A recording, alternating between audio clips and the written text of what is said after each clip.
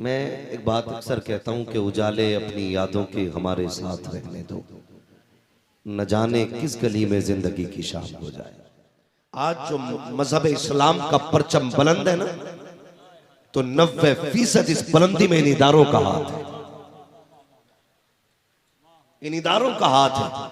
आज जो सरों पे टोपियां, चेहरों पे दाढ़ियां, लिबास कुर्ता पजामा ये नजर आता है ना, इन मदरसों की देन है। मैं कहता हूं जितना आप पीर से प्यार करते ना, उससे ज्यादा इन मदारिस से प्यार किया करें।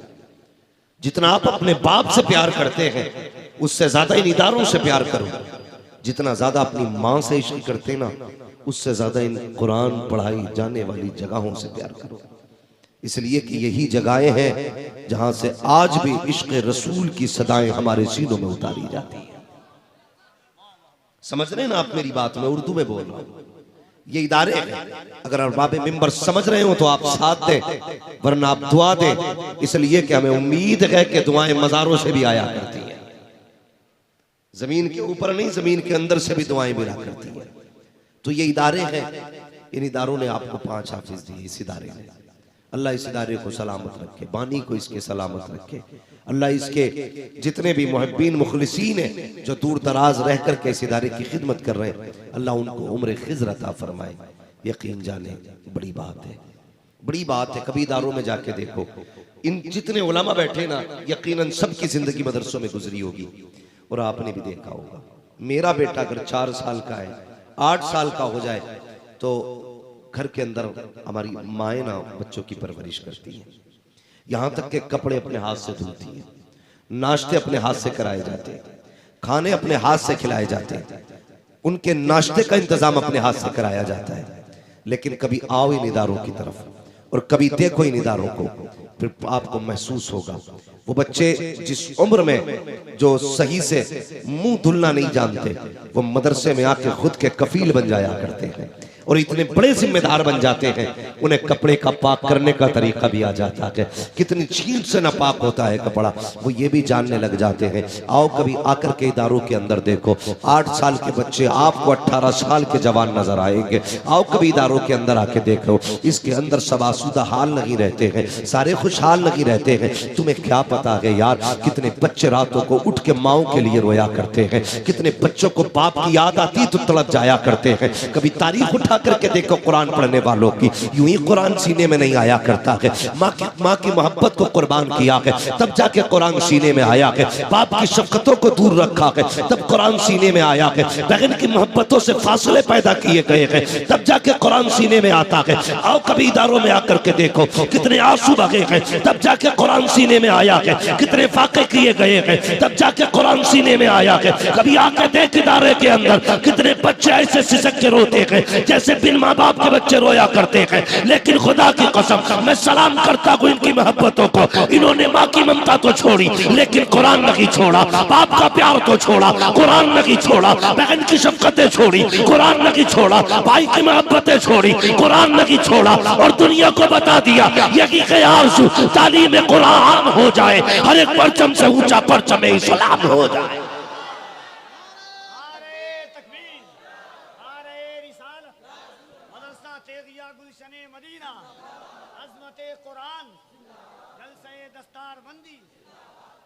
मैं मुबारकबाद पेश करता हूं उन बापों को जिन्होंने बेटे कुरान के नाम कर दिए, उन माओ को सलाम जिन्होंने इस दिन के लिए दूध पिलाया था।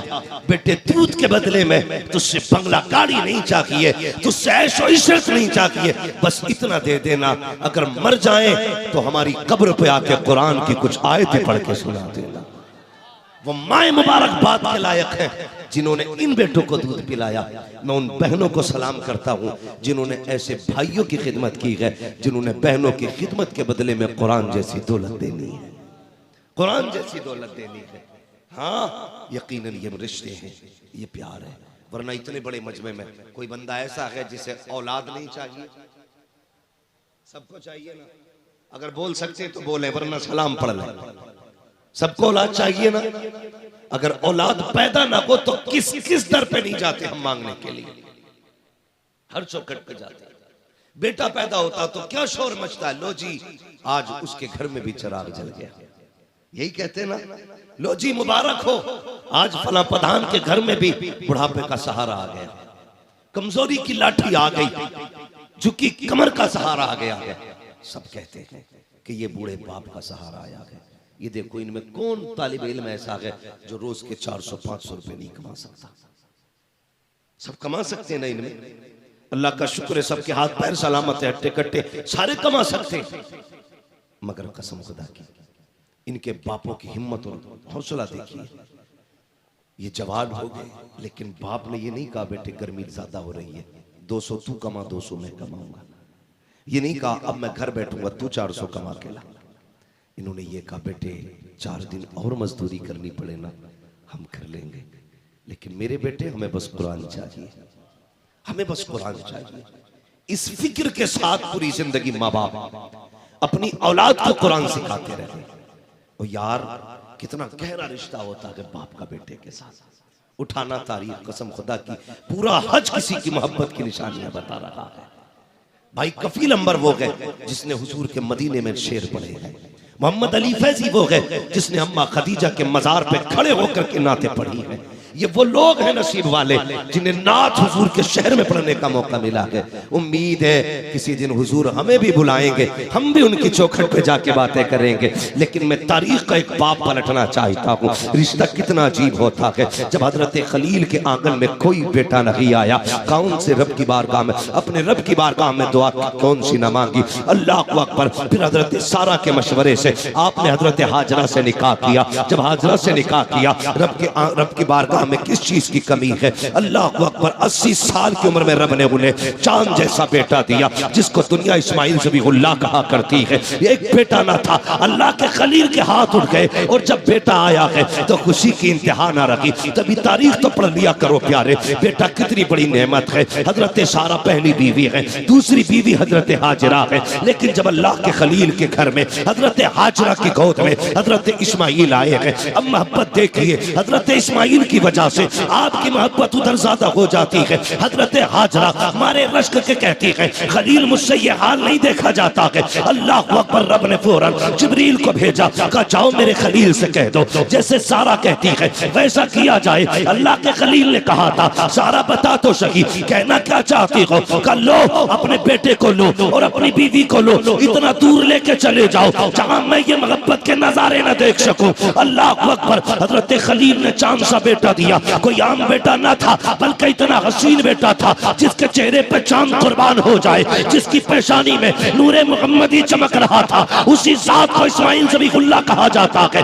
आपने शहजादे को लिया, ए मालिक जाना कहा है, का ये फैसला हमारी मर्जी पे छोड़ दे, जहां जाकर के तेरी सवारी ठहर जाए वहीं खलील को छोड़ देना, वहीं जाकर के इस्माइल को छोड़ देना, हाजरा को छोड़ देना। आप बैठे सवारी पे, शहजादे को लिया, हजरत हाजरा को लिया और ऐसी जगह पे जाकर सवारी रुकी है जहां पानी नहीं है, जहां खाना नहीं है, जहां कोई रिश्तेदार नहीं है, जहां कोई अकरबा नहीं है, जहां कोई आबादी नहीं है, जहां कोई बस्ती नहीं है। इम्तिहान हो रहा है। अल्लाह अकबर। आपने बेटे को उतारा, ज़ौजा को उतारा। जरा दिल थाम के बात सुनना प्यारे, हज तो ज़माने ने किए हैं, कभी तारीख उठा करके देखो। जब आपने शहजादे को उतारा और बीवी को उतारा, आप छोड़ के वापस आने लगे, थोड़ी सी खजूरें दी है, थोड़ा सा पानी दिया है, देख करके वापस पलटे। हजरत हाजरा हैरत में है, ए मेरे सरताज आपको तो इस्माइल बड़ा प्यारा है, आज अचानक ये फैसला क्यों किया जा रहा है? ऐसे जंगल में छोड़ के जा रहे हो जहां पानी भी नहीं है, खाना भी नहीं है और कोई हाल पूछने वाला भी नहीं है।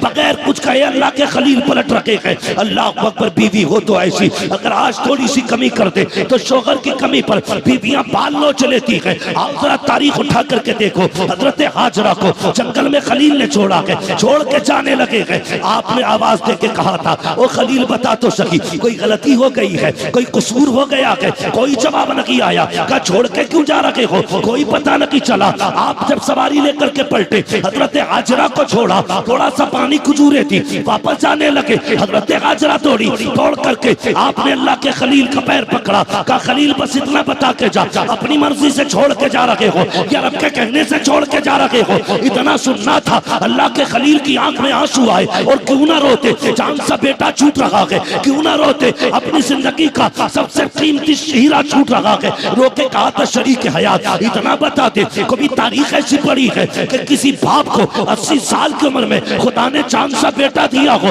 और वो उस बेटे को जंगल में छोड़ के चला जाए। कहा चाह कहना क्या चाहते हो, कहा अपनी मर्जी से नहीं, रब के कहने से छोड़ के जा रहा हो। इतना सुनना था, हाजरा दौड़ी, कहने लगी खलील अगर अपनी मर्जी से नहीं, रब के कहने से छोड़ के जा रहे हो तो इतना सा काम और करो। कहा कौन सा, कहा ये पानी भी लेके चले जाओ, खजूरें भी लेके चले जाओ। कहा हाजरा किस लिए, कहा तुम्ही ने कहा है रब की मर्जी से छोड़ के जा रहे हो तो सुनो, जिस रब ने हमें 80 साल की उम्र में चांद सा बेटा दिया है वो हमें खाना भी दे देगा, वही पानी भी दे देगा।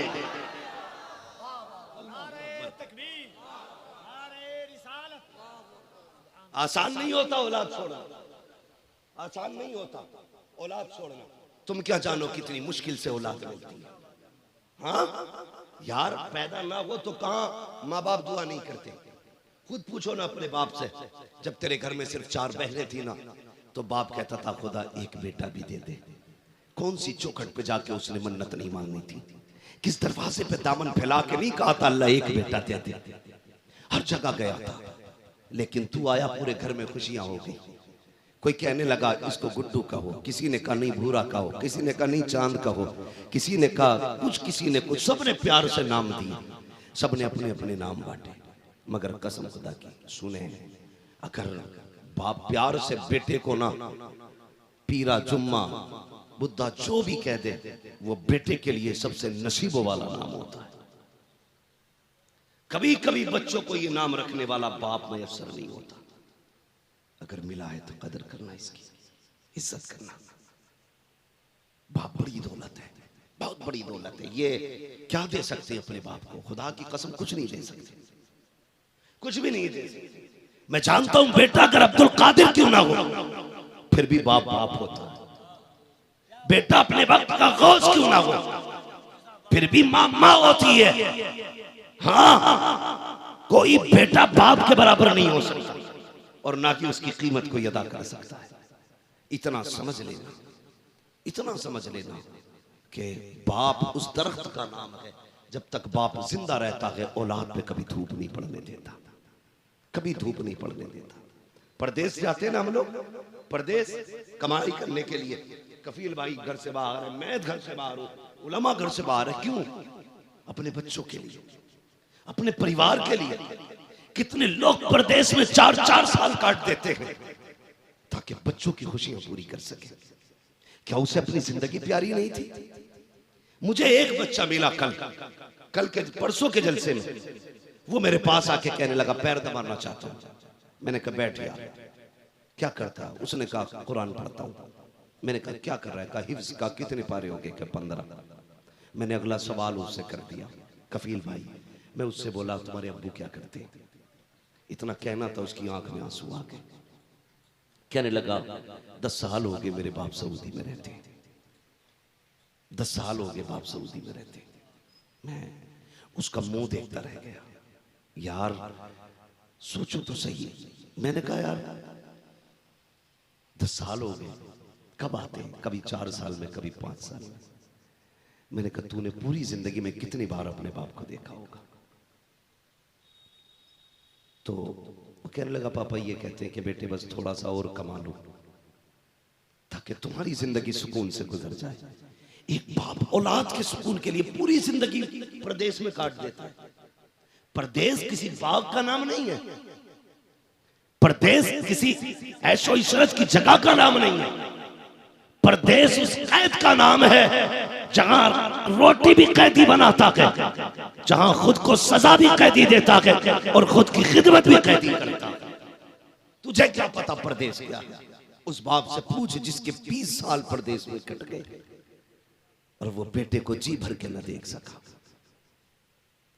ये बेटियां बैठी हैं, मेरी इनसे गुजारिश है तुम्हें खुदा का वास्ता अपने भाइयों की कदर करना, अपने बाप की कदर करना। कई भाइयों की पूरी जवानियां प्रदेश में कट गई सिर्फ इसलिए कि बहनों की इज्जत से हाथ पीले कर सके। पूरी जिंदगी भाइयों ने परदेश में काट दी, मेरी बहन इज्जत से रुखसत हो सके। कल जब यही बहन भाई का मुंह काला करके चली जाती है तो उसके 10 साल नहीं 50 साल की मेहनतों पे पानी पड़ जाता है। ओ भाई, मेरी तुमसे इतनी गुजारिश है, तुम कहते हो कि बस अल्लाह का शुक्र है कलफ लगे कपड़े, कॉलर उठे कपड़े, एक धब्बा कपड़े पे नहीं है। और पूछा जाए क्या करते हो, कहा जी कुछ नहीं, ठाली रहता हूं, बस खाली रहता हूं, टहलता हूं, कोई काम नहीं। का नहीं, का फिर ये कपड़ों पे कलफ कैसा, काम क्या करते हो? का नहीं, 2 बेटे अल्लाह का शुक्र है बाहर है। बड़ा भाई है तो कहता 2 छोटे भाई परदेश में। खुदा के वास्ते जिसकी कमाई से तेरे कपड़ों पे कलफ लगाए ना, इसका हिस्सा भी बचा के रखना। कई भाइयों की ये शिकायत है, हजरत 10 साल सऊदी में रहा, पलट के आया तो भाइयों ने कुछ नहीं दिया, पलट के आया तो घर वालों ने 0 कर दिया, जहां से चला था वहीं खड़ा था। और यार, जिसकी कमाई की वजह से तेरे कपड़ों पे कलफ लगा है, जिसकी कमाई की वजह से लोग तुझे सेठ कहते हैं, जिसके परदेश की काटी हुई इज्जत की वजह से लोग तुझे शान वाला कहते हैं, उसके लिए बचा के रखना। जब पलट के आए तो उसकी जिंदगी वहीं से शुरू ना हो जहां से छोड़ के गया था, तेरी जिम्मेदारी बनती है। और यार, कई बार तो ऐसा होता है भाई पूरी जिंदगी परदेश में काट देते हैं, जब पलट के आने का इरादा करते हैं इज्जत से बैगनों को रुखसत कर देते हैं, फिर खबर आती है परदेश से आ तो रहे हो, जानते हो बेटी 10 साल की हो चुकी है, 6 साल के बाद बेटी के हाथ भी पीले होने हैं। अल्लाह अकबर, जब परदेशी को इतना पता चलता है, अब तक की 10 साल की कमाई से मैंने बेटी को रुखसत की, बहनों को रुखसत किया था, अब 4 साल और लगा देता हूँ ताकि बेटी अभी इज्जत से रुखसत हो सके। अल्लाह अकबर, उस बाप से पूछो औलाद क्या चीज होती है। आज औलाद की कदर हमें नहीं है। कितनी आसानी से बाप कहता है खुदा करे तू पलट के ना आए, माए बदुआ कर देती है, तेरा चेहरा देखना नहीं चाहती। तो सुनो, औलाद की जिम्मेदारी है वो बाप की कदर करे, बाप की जिम्मेदारी है औलाद की कदर करे, इसलिए कि अगर औलाद ना दे तब भी चेहरे झुक जाया करते हैं, माँ बाप ना हो तब भी खुशियां रूठ जाया करती हैं। अल्लाह ने औलाद दी है, 4 बेटे दिए हैं, तेरी मर्जी है, एक को डॉक्टर बना तेरी मर्जी, एक को इंजीनियर बना तेरी मर्जी, एक को तू कुछ भी बना तेरी मर्जी, लेकिन चौथे बेटे को कुरान का कारी बना दे ताकि जब तू दुनिया से जाए तो बेबसी की मौत ना मरे, बल्कि इधर आंख बंद हो, इधर ये कुरान पढ़े। दुनिया का के क्या छोड़ के गया है, जमाना का के कुछ छोड़ा या ना छोड़ा, अपने पीछे कुरान पढ़ने वाला कारी छोड़ के गया, इसलिए अपने पीछे कुरान वाला छोड़ के जाना बड़ी बात होती है।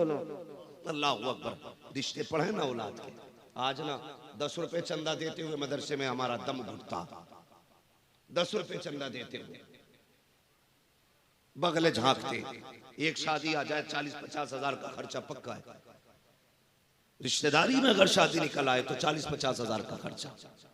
मदरसे की बात आए अभी हिसाब नहीं है, ये ना किया करो, अल्लाह से तिजारत किया करो, अल्लाह से तिजारत।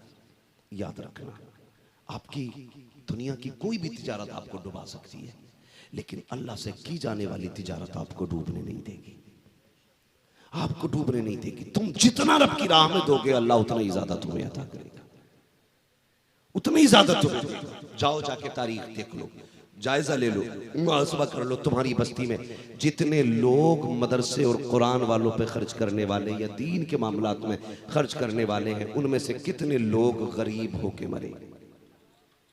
कोई नहीं। जितने भी आपको मिलेंगे ना सारे अमीर मिलेंगे, क्योंकि वो अल्लाह से तिजारत करते, अल्लाह से तिजारत करते। मैं तो उन लोगों को मुबारकबाद पेश करता हूँ जो मदरसे में पढ़ने वाले बच्चों के खाने का इंतजाम करते हैं, जो इनको खाना खिलाते हैं, साथीजा को खाना खिलाते हैं, कुरान वालों को खाना खिलाया करते हैं। बड़ी बात। मैं नहीं जानता ये बस्ती कैसी है, मैं इन लोगों को जानता हूँ जिन लोगों ने मुझे बुलाया। यकीन करें, मैं भी कमरे में लेटा हुआ था, दुख होता। हमारे महराज भाई गए जाके कहने लगे जल्दी चलिए। कहा क्यों? कल लोगों ने, किसी ने ये बात कह दी है कि मुफ्ती साहब नहीं आए हैं, ये धोखा दिया जा रहा है। ये इस तरह की अफवाहें कौन फैलाएगा? वो नहीं फैला सकता जिसका काम मदरसे से मोहब्बत होगा। यकीनन किसी के दिल में हसद का चिराग जला है, कोई बुराई करना चाहता है, गलत करना चाहता है इस इदारों के साथ। खुदा के वास्ते आखिरत से डरिए, अल्लाह का अज़ाब बड़ा सख्त है। अगर आप मदरसों के साथ खड़े नहीं हो सकते, इनके खिलाफ मत जाइए, वरना कोई फातिहा पढ़ने वाला नसीब नहीं होगा, कोई फातिहा पढ़ने वाला नसीब नहीं होगा। फैजान तेगी अली सरकार कॉन्फ्रेंस है, सरकार तेगी अली को आप जानते? क्या जानोगे? खुदा की कसम, मुस्तजाबुद्दाबाद शख्सियत का नाम तेगी अली है। जिसकी चौखट से कोई खाली नहीं जाता, उसका नाम तेगी अली है। जो कह दे तो बलाएं टाल देता, हाँ, नजर डालते तो शिफा बरसती है, उसका नाम तेगी अली है। उसकी महफिल में आके इस तरह की हरकतें कभी ना करना।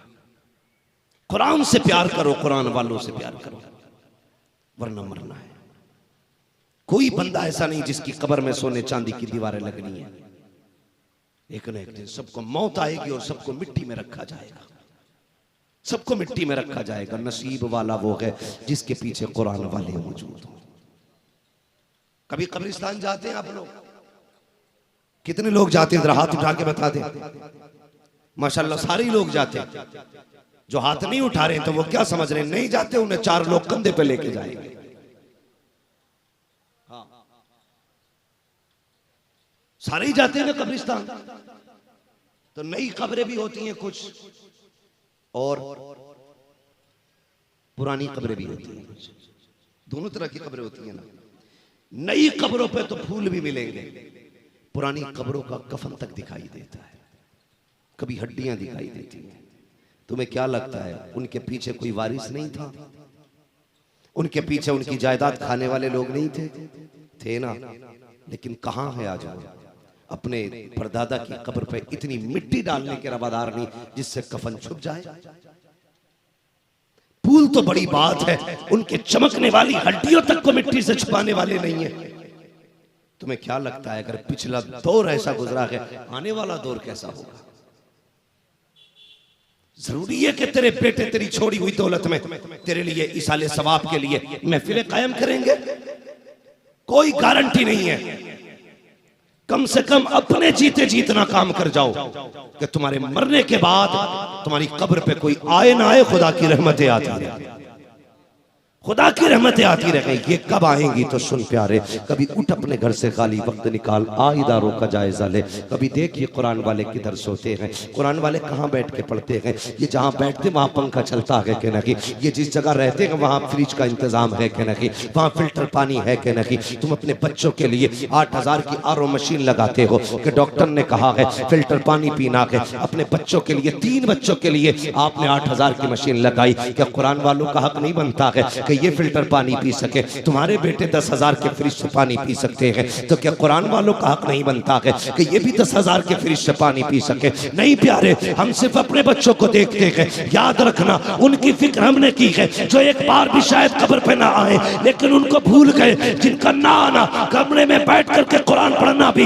हमें अजाब से बचा सकता है। अगर चाहते हो कि किसी के आए बगैर, किसी की दुआ के बगैर, किसी की फाता के बगैर तेरी कब्र में रहमतें नाजिल हो, तो आ कभी इदारे में आ, इनके लिए पंखा लगवा दे, इनके लिए फ्रिज का इंतजाम करा दे, इनके लिए फिल्टर मशीन लगवा दे, इनके लिए पंखे कूलर का इंतजाम कर दे। जब ठंडी हवाएं इन कुरान वालों को लगेंगी तो कोई दुआ करे ना करे, खुदा की कसम अल्लाह जन्नत से ठंडी कब्र, ठंडी हवाएं तेरे बाप की कब्र की तरफ चला देगा, तेरी कब्र की तरफ भी चला देगा। हाँ, मुबारकबाद है वो अफराद जिन्होंने अब तक मदरसे का ताउन किया और इस इदारे के साथ शाना बशाना खड़े रहे। इस इदारे से प्यार करना और इदारे में रहने वाले लोगों से प्यार करना, कुरान पढ़ने वालों से प्यार करना, कोशिश करना अपने बच्चों को कुरान पढ़ा सको। हर बंदा अपने बच्चों को कुरान पढ़ाए। मैं इन हुफ्फाज़ किराम से भी एक गुजारिश करूंगा, जो उलमा है, दरसगाही लोग हमारे तलबा हैं, उनसे आखिर में एक बात कह जाऊँ, खुदा के वास्ते तुम्हारी कोई ड्यूटी नहीं है, तुम्हारी बस इतनी ड्यूटी है कि तुम्हारा अगर कोई कब्र के अंदर चला जाए ना, उसे दफन करके जल्दी ना आना, बल्कि बैठ के 2-4 पारे पढ़ के उसे सुना देना, ताकि वो कब्र में तन्हाई महसूस न करे, अकेलापन महसूस न करे। तो बाप की कब्र पे बैठा हो, भाई की कब्र पे बैठा हो और कुरान पढ़ता हो, अंदर से आवाज आती हो, काश क्या ही हमने अच्छा नसीबा पाया है, अपने पीछे कुरान वाला छोड़ आए हैं, अपने पीछे कुरान वाला छोड़ आएंगे। बस इतनी तुम्हारी जिम्मेदारी है, अपनों को कुरान पढ़ के सुनाना, अपनों को कुरान की तिलावत करके दिखाना। जब वो कब्र में चले जाए तुमसे कुछ और नहीं मांगेंगे, सिर्फ कुरान की तिलावत, सिर्फ इसाले सवाब। और ये महफिलें तुमसे अच्छी कौन करेगा, तुमसे बेहतर कौन करेगा। इसलिए आपसे गुजारिश है, आप मरने के बाद अपनों को भूलना मत। जब भी कुरान पढ़ा करो हाथ उठा के दुआ कर दिया करना, अल्लाह इस कुरान का सवाब मेरे बाप को अता कर दे, मेरी माँ को अता कर दे, मेरी उस बहन को इसका सवाब अता कर जिसने 3-3 बजे उठ के मेरा खाना तैयार किया था। उस बहन को इसका सवाब दे मालिक जिसने दोपहरी में उठ के मेरे लिए खाना बनाया था। ए अल्लाह उस बहन को इसका सवाब दे जो मेरे कपड़े तैयार करती थी, ड्रेस तैयार करती थी, उनके लिए भी दुआएं करनी है। और तलबा से गुजारिश है, जब तक जिंदा रहना है अपने असातिज़ा का अदब करना है, अपने उस्ताद का अदब करना है। याद रखना, इल्म कभी मेहनत से नहीं आता सिर्फ, बल्कि इल्म मेहनत के साथ साथ उस्ताद की नजर इनायत से आया करता है। अगर बिना उस्ताद के इल्म आ जाता तो जरूरत ही नहीं थी किसी को उस्ताद बनाने की। आज तक कोई बिना उस्ताद के नहीं पढ़ सका। मैं उनकी बात नहीं करता जिनको अता इल्म दिया गया, मैं कसबी की बात करता हूँ। बिना उस्ताद के आज तक कोई काबिल ना बन सका। काबिल बनना चाहते हो तो उस्ताद की इज्जत भी करना, उसकी फरमाबरदारी भी करना, उससे मोहब्बत भी करना। अगर उस्ताद दुआ कर देगा, खुदा की कसम अल्लाह तुझे कम उम्र में जमाने की इज्जतों के ताज अता फरमा देगा। लेकिन शर्त है उस्ताद की इज्जत करें, उस्ताद की कदर करें। वो लोग जो परदेश में हैं हमारे भाई और इदारों से मोहब्बत रखते हैं, अल्लाह उनकी कमाइयों में बरकत अता फरमाए। कई बार ऐसा होता है ना, जो लोग परदेश रहते हैं कहते हैं जी बच गए अब के तो।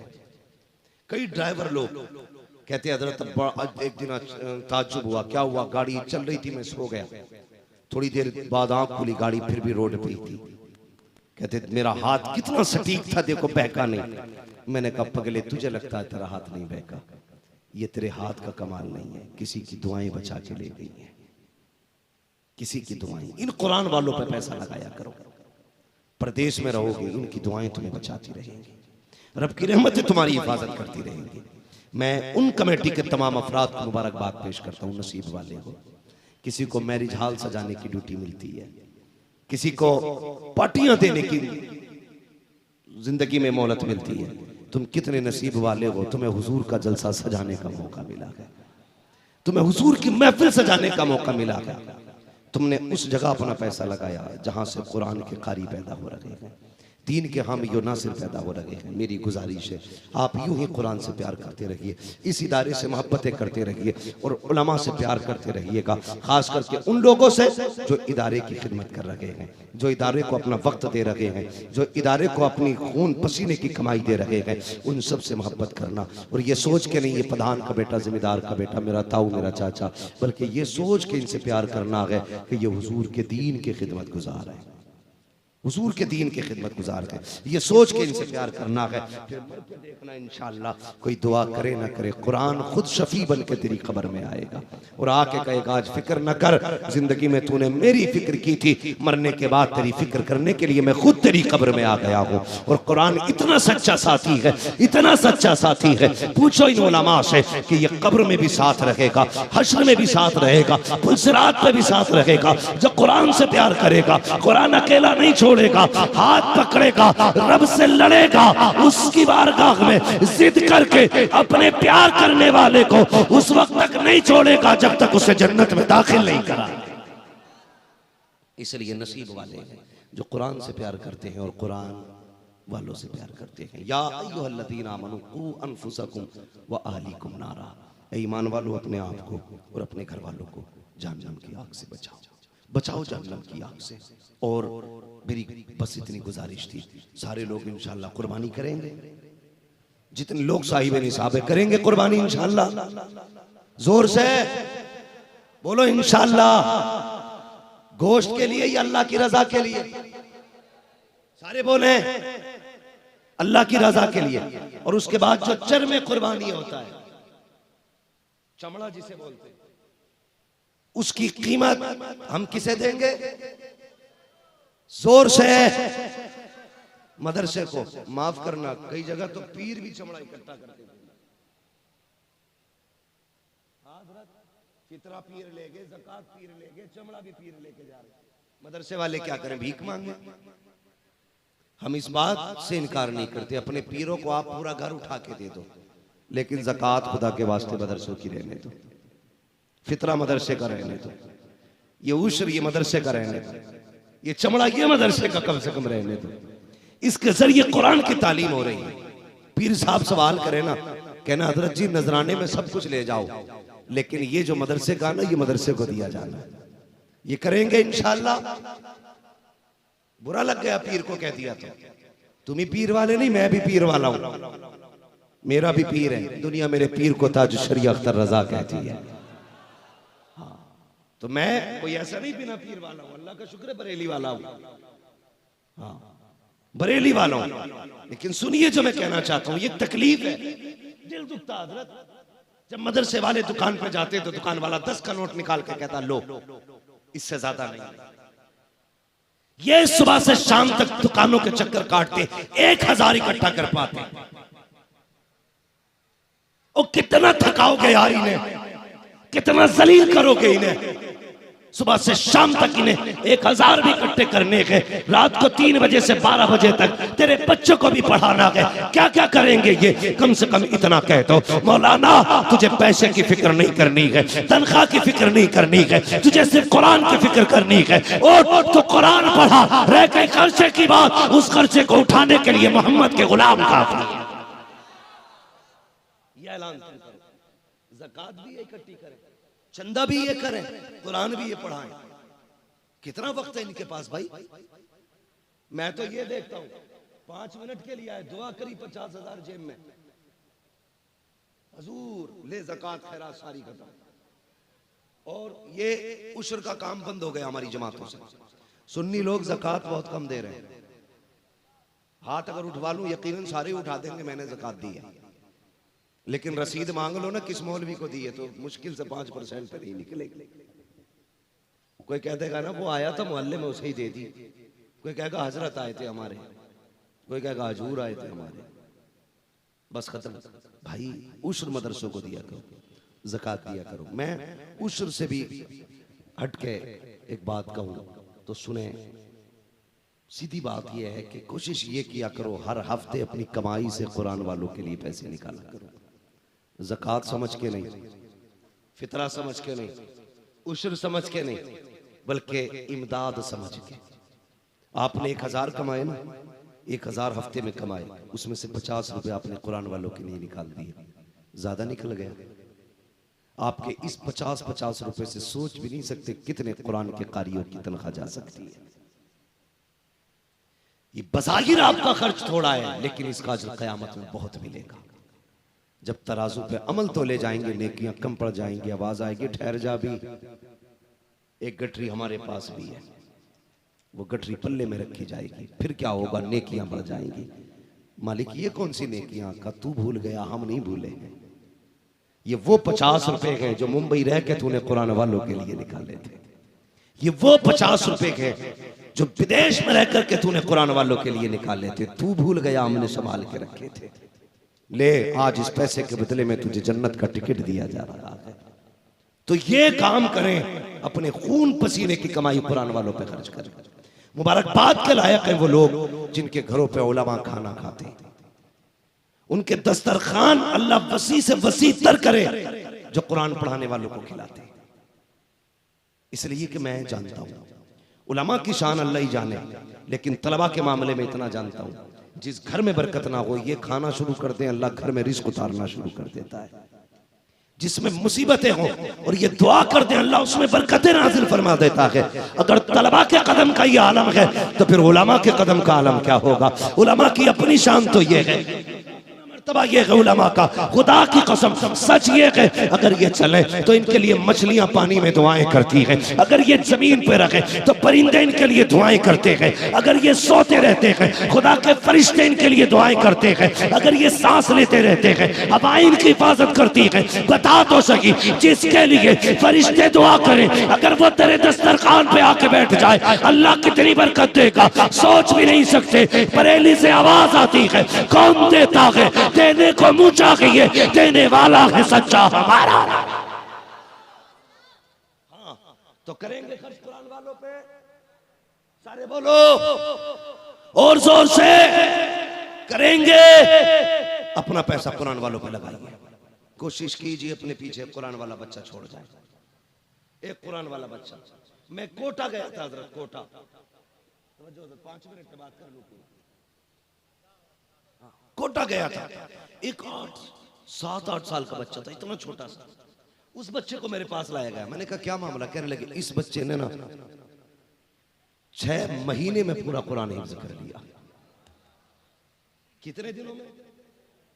6 महीने में। साउंड बहुत अच्छा आपका, आप भी अच्छे रहेंगे और सुने बहुत गौर से। कितने दिनों में?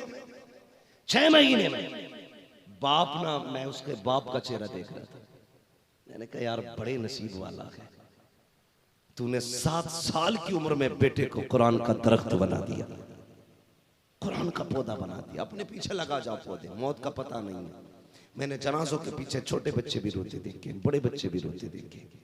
एक बेटे को मदरसे में दे दो और अपनी बीवी से कह दो, घर वालों से कह दो, खुदा न खास्ता अगर मेरा वक्त से पहले, मतलब कम उम्र में मेरा इंतकाल हो जाए ना, तो सिर्फ बड़े लोग ना आए, मेरे 5 साल के बच्चे को भी मेरी कब्र पे भेज देना।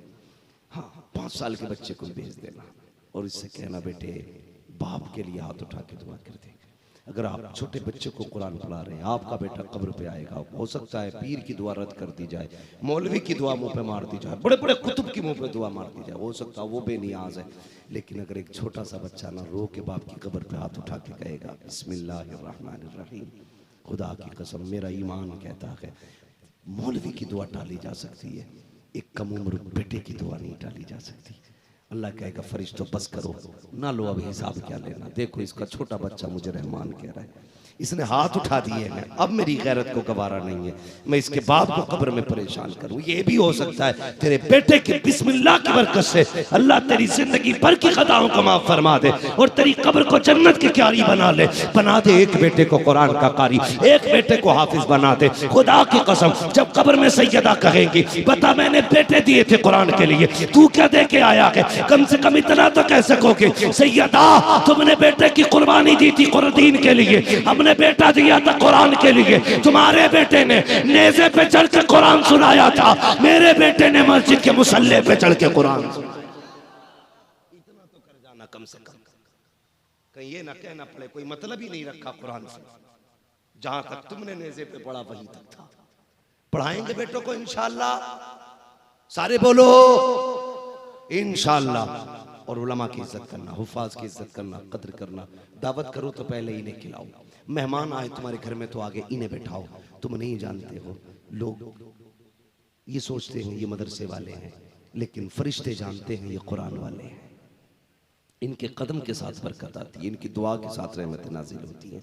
इसलिए पढ़ें पढ़ाएं। अल्लाह ताला इन बच्चों की उम्र में भी बना बरकत अता फरमाए और इनके वालिदैन को मौला करीम उम्र खिज़्र अता फरमाए। हर बाप को अल्लाह ऐसा नसीब अता करे कि जिसका बेटा बाप को मदरसे से जाकर के जन्नत का सर्टिफिकेट अता करे, जन्नत की सनत दे। यकीनन ये वो बेटे हैं जिनकी वजह से इंशाअल्लाह क़यामत के दिन माँ बाप को ऐसा ताज पहनाया जाएगा जिसकी रोशनी अहले महशर की नजरों को झुका देगी और सबको ये सोचने पे मजबूर कर देगी ये कोई नबी आ रहा है या वली आ रहा है। अल्लाह अकबर। कोई आवाज़ दे के कहेगा ना वली है ना नबी है, आखिरी उम्मत का ये हाफिज कुरान का बाप आ रहा है, ये माँ रही है। सोचो जिसके बेटे कुरान के हाफिज बन जाए उसकी ये शान है, तो जो हाफिजों का नबी बन के आया होगा उसकी क्या शान रही होगी। आला हजरत ने क्या कहा, सबसे आला वाला हमारा नबी, सबसे बाला हो बाला हमारा नबी। सारे अच्छों में अच्छा समझिए जिसे, है उस अच्छे से अच्छा हमारा नबी। सारे ऊंचों में ऊंचा समझिए जिसे, है उस ऊंचे से ऊंचा हमारा नबी। कमजदों को रजा मुजदा दीजिए के है बेकसों का सहारा हमारा नबी। ऐ ईमान वालों अपने आप को और अपने घर वालों को जहन्नम की आग से बचाओ। बस जो हुआ गलत उनको माफ फरमाए रब्बे कायनात। जिंदगी ने दिया साथ, फिर होगी मुलाकात। ये नौजवान मेरा भाई कह रहा है शजरा सुना दिया जाए। अल्लाह सलामत रखे। मैं उन नौजवानों की बड़ी कदर करता हूँ इसलिए कि ये नौजवान इस्लाम का मुस्तकबिल है। और मेरी कोशिश भी ये रहती है जवानों, असल में होता क्या है, मैं अक्सर कोशिश करता हूँ कि मौजू के मुताबिक गुफ्तगू करूँ। दस्तारबंदी की बात थी, इसलिए मैंने कुरान और अज़मत कुरान पे गुफ्तगू की। अगर कभी बात आएगी तो इंशाल्लाह और मौजूआत पे भी गुफ्तगू करूँगा। मेरी कोशिश ये रहती है जवान हुजूर के करीब हो जाए, जवान दीन के करीब, मुस्तफ़ा के करीब हो जाए। और यकीनन ये हुजूर का प्यार ही है जो नौजवानों की ख्वाहिश रहती है हुजूर का शजरा सुनाया जाए। अल्लाह इन जवानों की जवानियां सलामत रखे, इनकी उम्रों में बरकत अता फरमाए। मेरे भाई ने कहा हुजूर का शजरा सुना दिया जाए, आपके पास भी वक्त है सुना दिया जाए? तैयार है सारे लोग?